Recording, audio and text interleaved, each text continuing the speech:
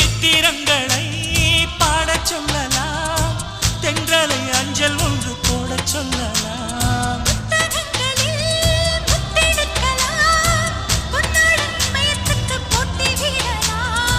பூமிக்கு பொட்டு வைத்து பார்க்கலாம் பார்க்கலாம், பூவுக்கும் ஆடை தைத்து போடலாமா?